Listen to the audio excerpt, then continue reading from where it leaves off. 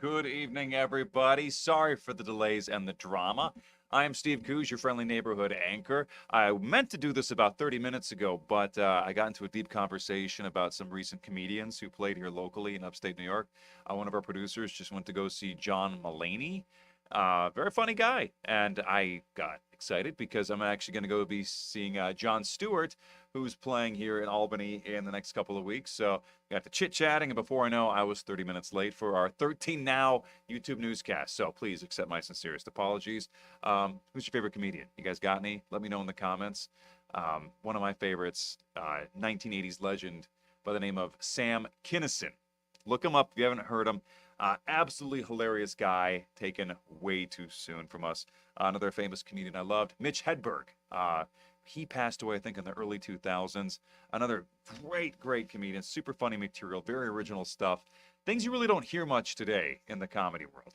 But we're not here to talk comedy. No, we're here to talk news and the local stories that are hitting the headlines in the upstate New York capital region area. This is just a taste of some of the big stuff. First off, as we get going here, we are learning more tonight about a ninth grader who was shot and killed over the weekend at a house party in Schenectady. We're talking about a 15-year-old gunned down. We believe this was a Sweet 16 birthday party. This is the victim here. His name is Dubar Knowles. Again, just 15 years old. These pictures are a little bit older from him. We're not hearing from Dubar's parents because they're still too heartbroken, but his coaches actually gave some of these photos that they were cleared to share with us. A 13-year-old girl at the same house party was also shot in the neck. Don't know what happened that led to all this, but police say this deadly shooting broke out Saturday night on Congress Street in Schenectady. There was a large gathering of teens, youth. The 15-year-old Dubar Knowles was found in the backyard of the home. It's 1122 Congress Street. He had a fatal gunshot wound to his upper body. The 13-year-old girl who was also injured, she was shot in the neck. She was locally transferred and picked up at another party. Thankfully, she's okay and going to be recovering. Police are now asking anybody with security or ring camera footage to show it to them so they can figure out what exactly happened here.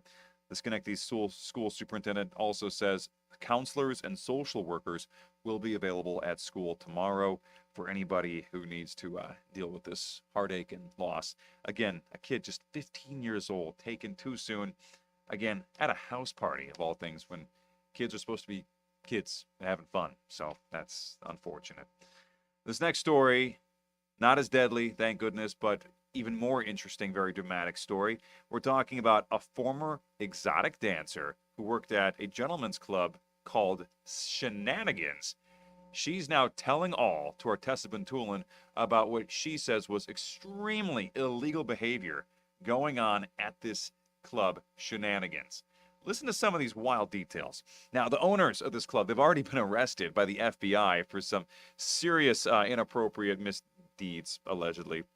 In a shocking lawsuit that we obtained, according to the lawsuit that this girl filed, she was only a teenager when she began working at the Shenanigans Gentlemen's Club in Colony.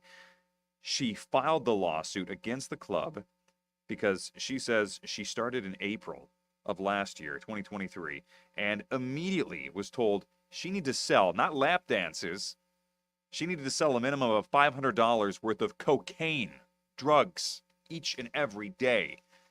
She was forced to do this.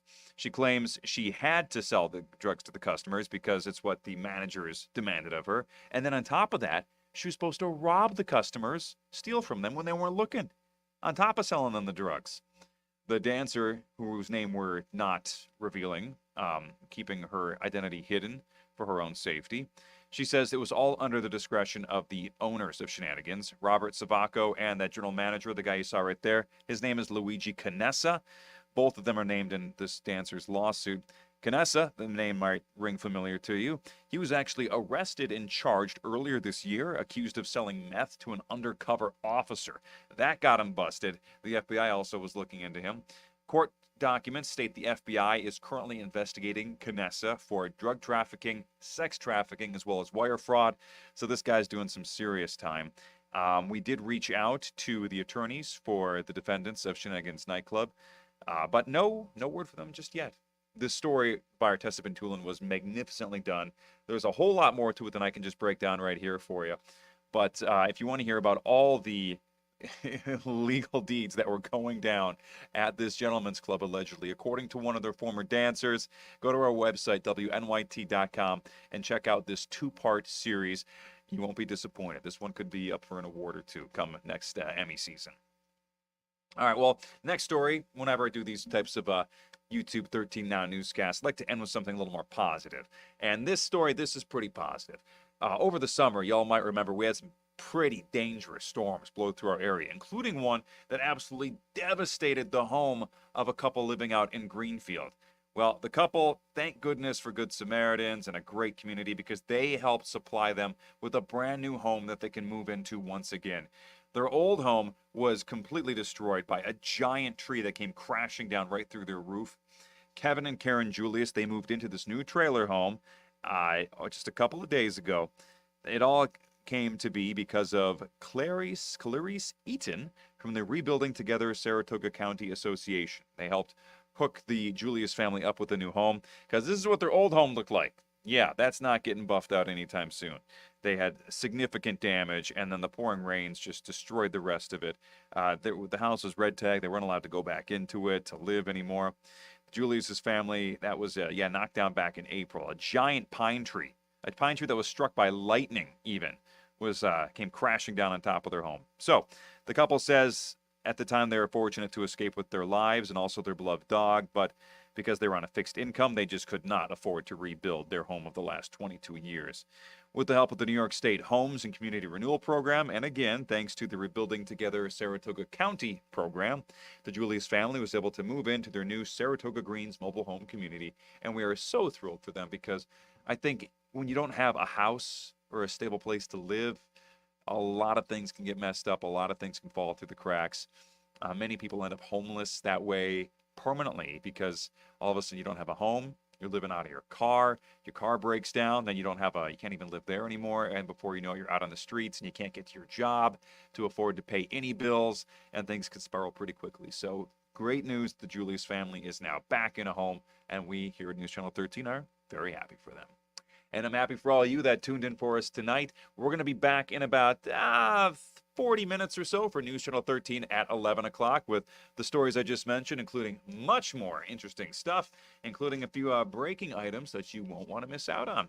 But if you don't want to stay up late and party with us at 11 o'clock on NBC 13, I understand. I'll just have to catch you tomorrow. So good luck and good night, everybody. It's been a pleasure. See ya.